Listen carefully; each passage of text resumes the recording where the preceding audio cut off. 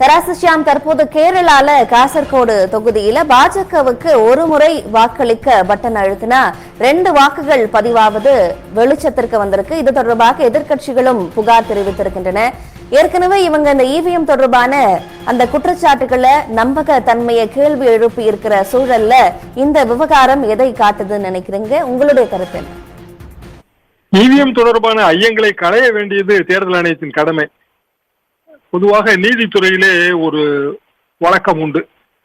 நீதி என்பது வழங்கப்படுவது மட்டுமல்ல, சரியான நீதி வழங்கப்பட்டது என்று அனைவராலும் உணரப்பட வேண்டியது. அதே போல நியாயமான சுதந்திரமான தேர்தல் நடத்தப்பட்டது என்று வாக்காளர் பெருமக்கள் அனைவரும் உணர வேண்டும். இப்படியான சந்தேகங்கள் எழக்கூடாது. உச்சநீதிமன்றம் இதில் தலையிட வேண்டும். இந்த விவிபேட் விவகாரத்திலே 2 முக்கியமான விஷயங்கள். ஒன்று, விவிபேட் மேலே உள்ள அந்த கண்ணாடியே மாற்ற வேண்டும். காரணம், அது ரொம்ப ஒப்பேக்காக இருக்கிறது, சரியாக தெரியவில்லை. இது ஒரு குறைபாடு. அடுத்த குறைபாடு, முழுமையாக சீட்டுகளை எண்ணுவது. அது சாத்தியப்படாவிட்டால் குறைந்தது 50% எண்ணலாம். அதற்கு பெரிய காலதாமதம் ஆகாது. இப்போது நடப்பு வெறும் 2% தான்.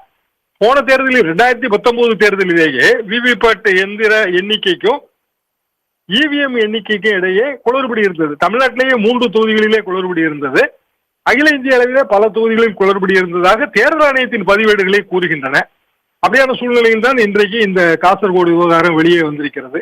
இதற்கெல்லாம் நடப்பு வழக்கிலே உச்சநீதிமன்றம் முற்றுப்புள்ளி வைக்க வேண்டும்.